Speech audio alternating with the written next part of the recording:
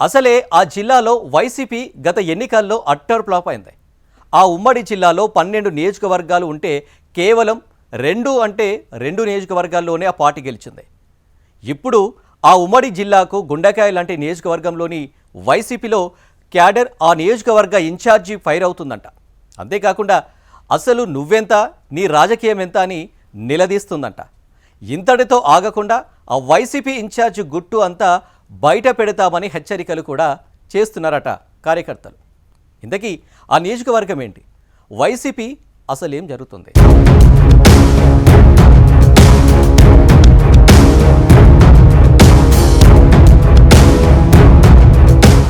ఉమ్మడి ప్రకాశం జిల్లాకు రాజకీయ కేంద్రంగా ఒంగోలు నియోజకవర్గమని చెప్తారు. 2024లో ఉమ్మడి ప్రకాశం జిల్లాలో కూటమి పార్టీలు ఘన విజయం సాధిస్తే వైసీపీకి పరాభవం తప్పలేదు. అంతేగాక ఓటమి పాలైన వెంటనే జిల్లా వైసీపీలో అంతా తానై రాజకీయం నడిపిన బాలినేని శ్రీనివాసరెడ్డి ఒక్కసారిగా సరైన గౌరవం లభించడం లేదని చెప్పి జనసేనలోకి వెళ్లిపోయారు. దీంతో వైసీపీ నుంచి బాలినేనితో పాటు మరెందరూ జనసేన పార్టీలోకి వెళ్తారు. రాబోయే రోజుల్లో వైసీపీ పరిస్థితి ఈ జిల్లాలో ఎలా ఉండబోతుంది అనే చర్చ ఆనాడు పెద్ద ఎత్తున జరిగింది. ఈ చర్చలన్నింటికీ చెక్ పెడుతూ ప్రకాశం జిల్లా వైసీపీ అధ్యక్షురాలుగా దర్శి ఎమ్మెల్యే బూచేపల్లి శివప్రసాద్ రెడ్డిని నియమించారు. నాటి నుంచి జిల్లాలో వైసీపీ బలోపేతానికి బూచేపల్లి శివప్రసాద్ రెడ్డి కృషి చేస్తున్నారు. అధికార కూటమి పార్టీలను ఎదుర్కొని నిలబడి పనిచేస్తూనే ఉన్నారు.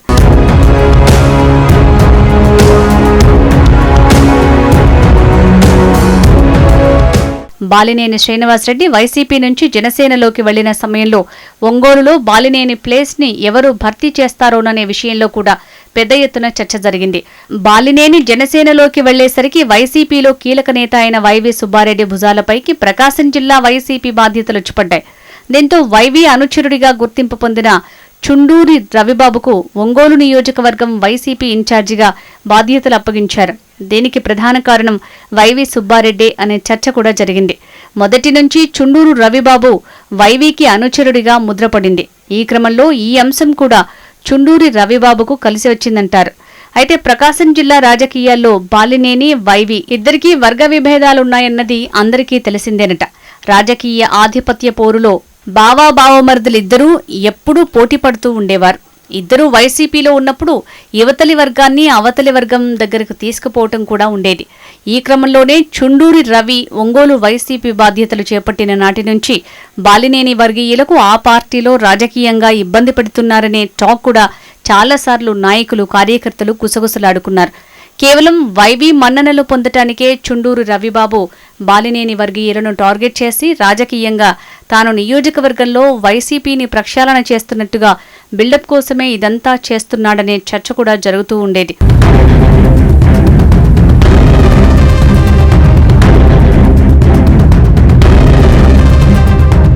అయితే ప్రస్తుతం ఒంగోలు వైసీపీ నియోజకవర్గ ఇన్ఛార్జ్ పార్టీలోని కార్యకర్తలకు, నాయకులకు టార్గెట్ అయ్యారట.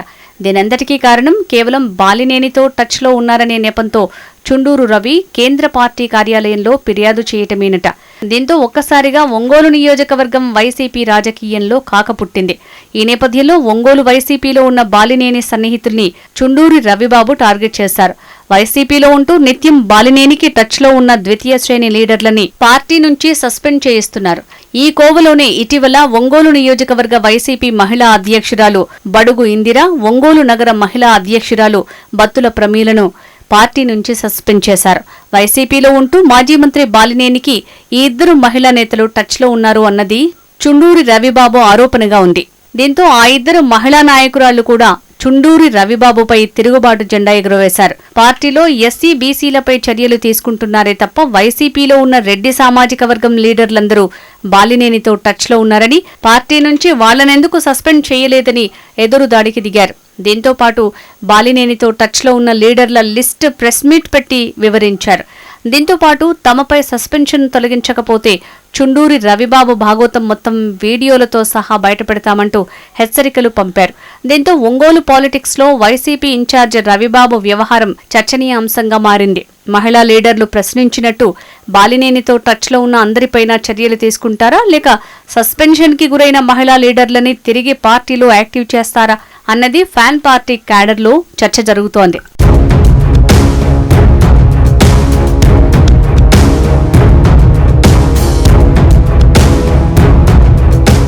ఇలా బాలినేనితో టచ్లో ఉన్న వారందరినీ పార్టీ నుంచి బయటికి పంపితే వైసీపీలో ఎంతమంది మిగిలి ఉంటారోనని రవికి తెలుసా అన్న ప్రశ్నలు వెల్లువెత్తుతున్నాయి.